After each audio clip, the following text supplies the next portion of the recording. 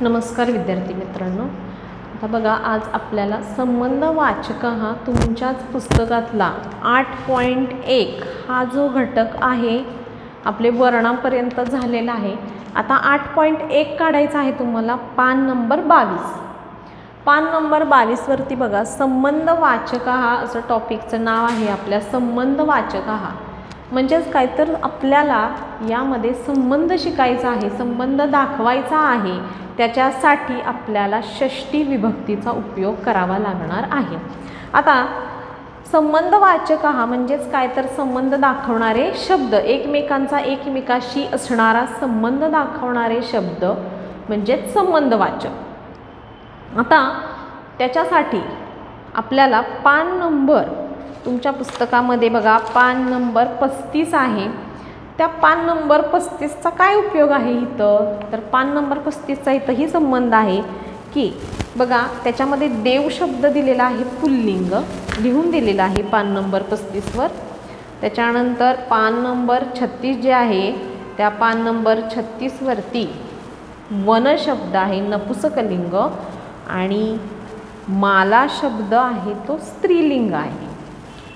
तर आता माला हा आकारांत शब्द आहे, स्त्रीलिंग आहे पण तो आकारांत आहे।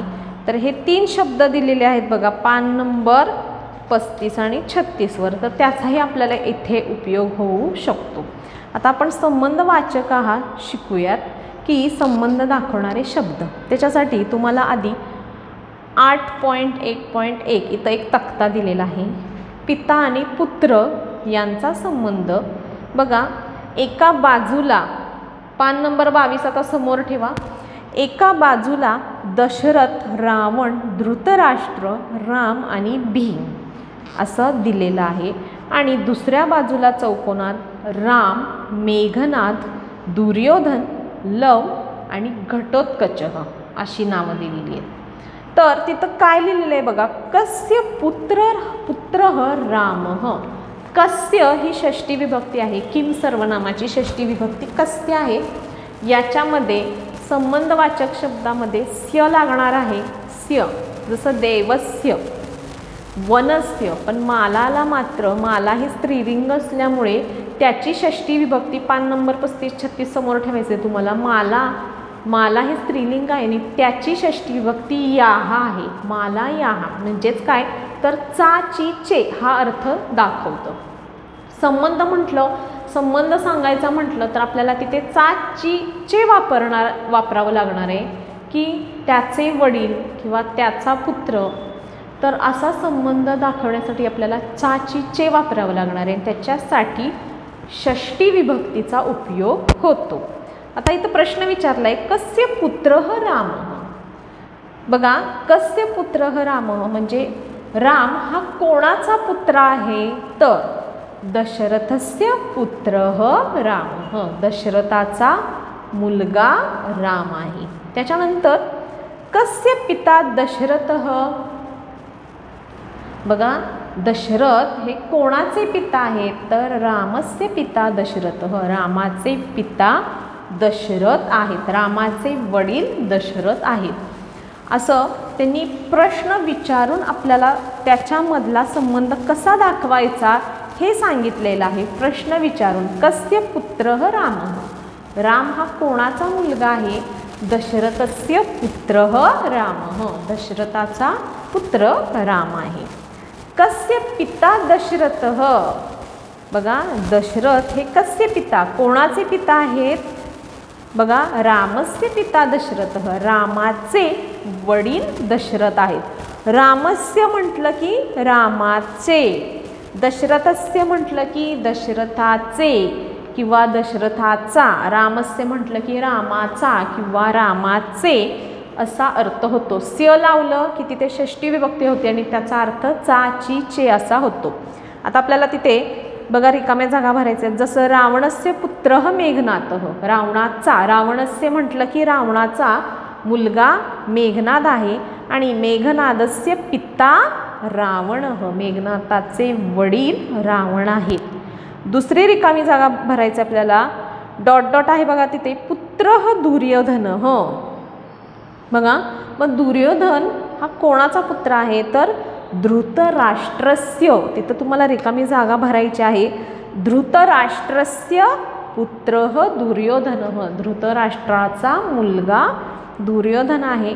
दुर्योधनस्य डॉट डॉट आहेत, तिथं 2 रिकाम्या जागा आहेत. आपल्याला काय लिहायचं आहे आता, संबंध दाखवायचे. दुर्योधनस्य, धुर्योधनाचे बघा पिता धृतराष्ट्रः, दुर्योधनस्य पिता धृतराष्ट्रः, अशी तिथं रिकामी जागा येईल.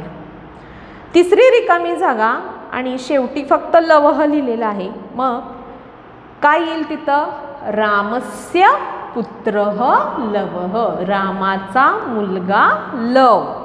रामस्य पुत्रः लवः, रामाचा मुलगा लव.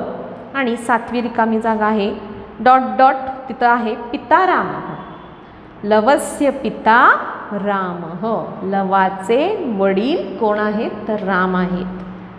पुढे भीमस्य डॉट डॉट, भीमस्य पुत्रः, भीमाचा मुलगा कोण, घटोत्कचः. आणि 8वी रिकामी जागा डॉट डॉट पिता भीमः, घटोत्कचस्य, घटोत्कचस्य पिता भीमः. आता याच्यातून आपल्याला संबंध समजला की धृतराष्ट्र रावणाचा मुलगा मेघनाथ आहे, मेघनाथाचे वडील रावण आहेत. धृतराष्ट्राचा मुलगा दुर्योधन आहे, दुर्योधनाचे वडील धृतराष्ट्र आहेत. रामाचा पुत्र, रामाचा मुलगा लव आहे, लवाचे वडील राम आहेत. भीमाचा पुत्र घटोत्कच आहे आणि घटोत्कचाचे वडील भीम आहेत. लक्षात आला हा संबंध. आता पुढे बघा, रामायणम महाभारतम रघुवंशम गीतगोविंदम, आणि ही महाकाव्य आहेत आणि त्यांचे कवी आहेत त्याच्या पुढे वाल्मिकी, व्यास, कालिदास, जयदेवः.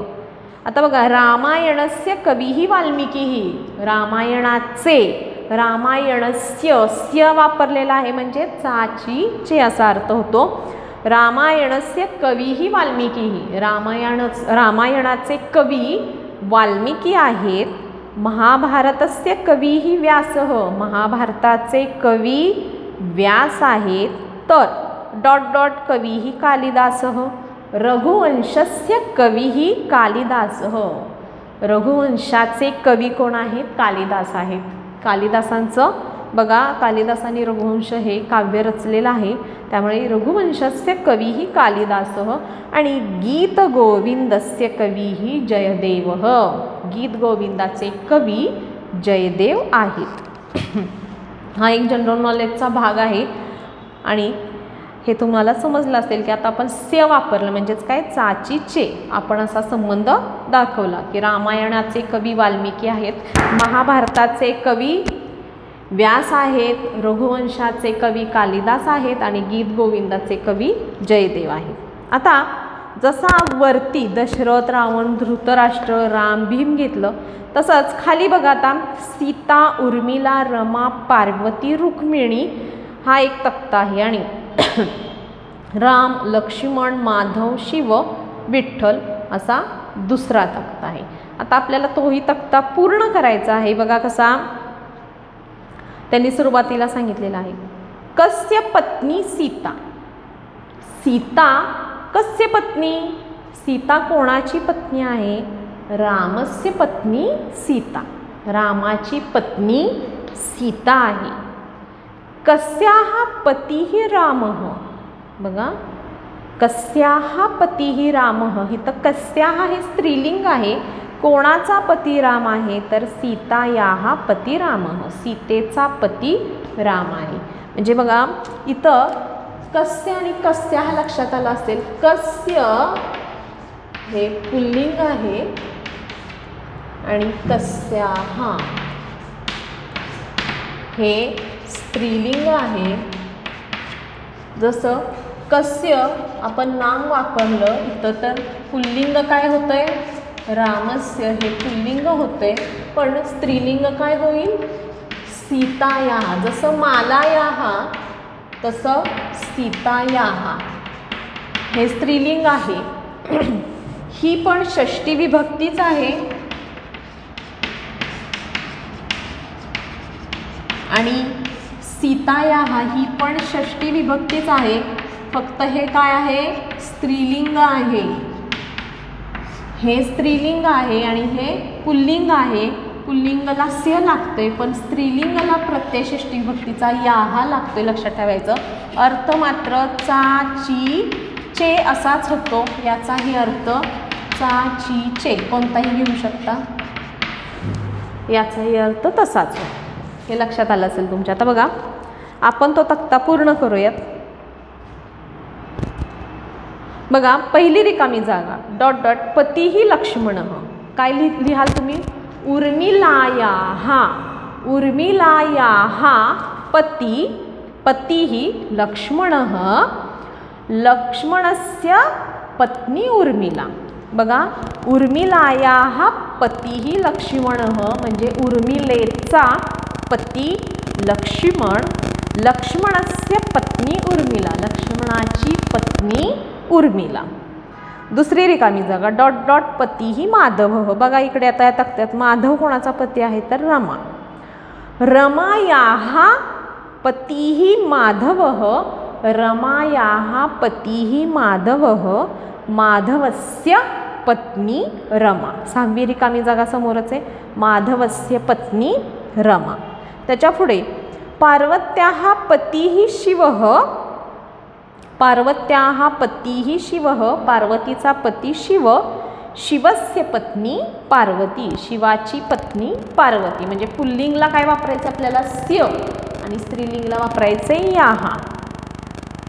डॉट डॉट चौथी रिकामी जागा बघा पतीही विठ्ठलः. विठ्ठल कोणाचा पती आहे तर रुक्मिणीचा, म्हणून काय लिहाल, रुक्मिण्याः. लिहिताना रुक्मिण्याः लिहिताना कसं लिहायचंय तुम्हाला,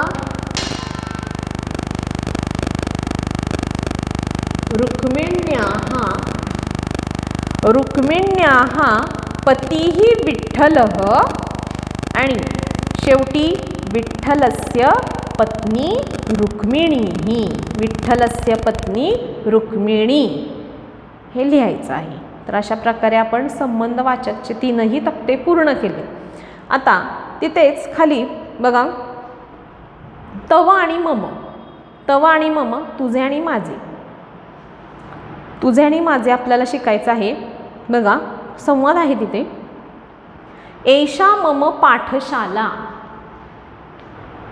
एषा म्हणजे ही, आपण शिकलेलो आहोत. एषा म्हणजे ही, मम पाठशाला म्हणजे माझी पाठशाला. हवं तर तुम्ही मराठीत तिथं लिहून घेऊ शकता. एषा म्हणजे ही, मम पाठशाला म्हणजे माझी पाठशाला. एषा तव पाठशाला, ही तुझी पाठशाला. तव म्हणजे तुझी, मम म्हणजे माझी. एषा तव पाठशाला, ही तुझी पाठशाला. एषः मम स्यूतः. बघा मुलगा काय म्हणतोय, एषः मम स्यूतः. बघा हे माझे दप्तर आहे. एतस्य वर्णः नीलः. स्यूतः म्हणजे दप्तर, या शब्दाचा अर्थ लिहून घ्यायचे तुम्हाला. स्यूतः म्हणजे दप्तर. एतस्य वर्णः नीलः, याचा रंग निळा आहे. एषा तव कुपी. एषा म्हणजे ही, तव कुपी तुझी कुपी. कुपी म्हणजे पाण्याची बाटली. कुपीचा अर्थ लिहायचे तुम्हाला पाण्याची बाटली. ही तुझी पाण्याची बाटली. एतस्याः वर्णः रक्तः, आणि हिचा रंग लाल आहे. म्हणजे लक्षात आलं, तव मम तुझे माझे शिकलो. तस्य तस्याः. बघा तस्य म्हणजे त्याचा, तस्याः म्हणजे तिचे. बघा सह बालकः तो मुलगा आहे. तत् तस्य पुस्तकम. तत् ते, तस्य पुस्तकम ते त्याचे पुस्तक आहे. पुस्तकस्य नाम आमोदः, आणि त्या पुस्तकाचे नाव आमोद आहे. सा तस्य लेखनी. सा म्हणजे ती, तस्य लेखनी त्याची लेखनी आहे. किंवा सा तस्य लेखनी ती त्याची लेखनी आहे. तस्याः वर्णः कृष्णः, आणि तिचा रंग काळा आहे. इकडे महिलेचं चित्र आहे बघा. सा महिला, ती महिला आहे. तस्याः शाटिका पिता. तस्याः म्हणजे तिची, शाटिका म्हणजे साडी, पिता म्हणजे पिवळी आहे. शाटिकाचा अर्थ लिहायचे तुम्हाला साडी. तस्याः स्यूतः कृष्णः आणि तिची स्यूतः म्हणजे पर्स ही कृष्णः म्हणजे काळी आहे. आता स्वसमीपे आणि दूरे बघा पान नंबर 23 वरती छात्रः स्वसमीपे तथा च दूरे उपविष्टस्य छात्रस्य नाम कथयति. म्हणजे मुलं एक जवळ आणि दूर अशी बसलेली आहेत आणि तेव्हा ती त्यांची नावं सांगतात. एतस्य नाम हरीशः. एतस्य म्हणजे याचे नाव हरीश आहे आणि एतस्याः नाम रमा म्हणजे हिचे नाव रमा आहे. म्हणजे हे जवळ बसलेले आहेत म्हणून मी त्यांचा परिचय कसा करतेय तर एतस्य नाम हरीशः याचे नाव हरीश आहे आणि एतस्याः नाम रमा म्हणजे हिचे नाव रमा आहे. तस्य नाम मकरंदः. तस्य म्हणजे त्याचे म्हणजे तो दूर आहे त्याचे नाव मकरंद आहे. तो दूर असल्यामुळे मी उल्लेख त्याचा असा करतेय तस्य नाम मकरंदः त्याचे नाव मकरंद आहे आणि तस्याः नाम उमा तिचे नाव उमा आहे. तर अशा प्रकारे आपला संबंध वाचक झालेला आहे. तुमच्या लक्षात आला असेल की संबंध सांगणारे शब्द किंवा आपल्याला संबंध दाखवायचा आहे दोन वस्तूंमधला संबंध दाखवायचा आहे तर त्याच्यामध्ये आपल्याला कोणत्या विभक्तीचा वापर करावा लागणार आहे षष्ठी विभक्तीचा आणि त्याचा अर्थ होतो चा ची चे. जसं की पुल्लिंगला स्य लागतं नपुसकलिंगाला पण स्यच लागतं पण स्त्रीलिंगाला मात्र याहा लागतं. पण कधी लागतं स्त्रीलिंगाला याहा तर सीता हा शब्द आकारांत आहे नदी हा इकारांत शब्द आहे त्याची षष्ठी विभक्ती वेगळी असते. पण आत्ता सध्या इथं इकारांत नदी हा शब्द इकारांत आहे जिचा उच्चार केल्यानंतर नदी ई उच्चारण ई शेवटी अंत होतो पण सीताचा अंत आ आहे त्यामुळे ते आकारांत आहे ते स्त्रीलिंग आहे त्यामुळे त्याची षष्ठी विभक्ती याहा अशी होते. तर आत्ता आपण संबंधवाचकमध्ये षष्ठी विभक्ती शिकलो. संबंध कसा सांगायचा हे तुमच्या लक्षात आला असेल तर याचा भाषाभ्यास जो आहे तो भाषाभ्यास तुम्ही सराव करायचा आहे. खाली बघा एक चित्र वर्णन दिलेलं आहे. चित्राचं वर्णन ज्या चित्राच्या आधारे आपल्याला वाक्य करायचे आहेत. पाठशाला आहे तर आता पाठशाला म्हटलं की तुम्हाला पाठशालेचा पाठशाळेच्या पाठशाळेची किंवा शाळेच्या चाचीचे वापरायचे. त्याच्यासाठी पाठशाला म्हटलं की हा शब्द स्त्रीलिंगच आहे. पाठशाला आकारांत स्त्रीलिंग आहे मालाप्रमाणे त्यामुळे पाठशाला या हा असंच तिथे लिहावं लागणार आहे. जसं की बघा एषा पाठशाला लिहून घेऊ शकता तुम्ही. एषा पाठशाला म्हणजे काय तर ही पाठशाळा आहे ही शाळा आहे. पाठशालायाः पृष्ठतः पृष्ठतः म्हणजे पाठीमागे पर्वतः पाठशाळा शाळेच्या पाठीमागे काय आहे पर्वत आहे. पृष्ठतः म्हणजे पाठीमागे. पाठशालायाः पुरतः ध्वजदंडः आणि त्या शाळेच्या पुरतः म्हणजे समोर यांचे अर्थ तुम्ही लिहून घ्या. पुरतः म्हणजे समोर काय आहे ध्वजदंडः. त्याच्यानंतर बघा दक्षिणतः दक्षिणतः म्हणजे उजव्या बाजूला. मग काय लिहू शकतो आपण पाठशालायाः दक्षिणतः किंवा तस्याः लिहिलं तरी चालेल म्हणजे तिच्या दक्षिणतः म्हणजे उजव्या बाजूला काय दिसत आहे आपल्याला उद्यानम किंवा क्रीडांगणम किंवा उद्यानम लिहू शकता. उद्यानम नदीम च म्हणजेच काय तर तिच्या उजव्या बाजूला क्रीडांगण आणि नदी किंवा उद्यानम नदीच. उद्यान म्हणजेच बाग आणि नदी आहे. त्याच्यानंतर तस्याः वामतः वामतः म्हणजे डाव्या बाजूला. तस्याः वामतः तिच्या डाव्या बाजूला वटवृक्षः वटवृक्षः दृश्यते असं लिहिलं तरी चालेल किंवा वटवृक्ष तिच्या डाव्या बाजूला वटवृक्ष आहे.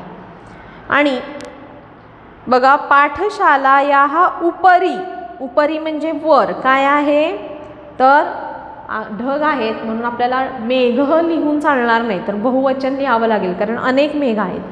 पाठशालायाः उपरी मेघाः त्याच्यानंतर काय आहे त्याच्यात सूर्य सूर्य कारण एकच आहे म्हणून सूर्य, पण पक्षी मात्र जास्त आहेत म्हणून खगाहा. बघा पाठशालायाः उपरी मेघाः सूर्यः खगाः च सन्ति लिहिलं तरी चालेल म्हणजे आहेत. आणि बघा अधः आहे, अधः म्हणजे खाली. मग कशाच्या खाली, तर आपण काय लिहू शकतो, त्या वटवृक्षाच्या खाली. मग काय लिहू शकतो आपण, वृक्षस्य अधः छाया वर्तते किंवा छाया दृश्यते, त्या झाडाच्या खाली सावली आहे. अशा प्रकारे आपण एक 5-6 ओळी आपण तयार केल्या त्या चित्रावरून. लक्षात आलं. आता तुम्हाला हा भाषा अभ्यास जो आहे राहिलेला तो सराव म्हणून सोडवायचा आहे, तर तो तुम्ही सोडवावा ही अपेक्षा आहे. आणि आत्तापर्यंत झालेले जे आपले टॉपिक आहेत त्याचा तुम्ही सराव करा.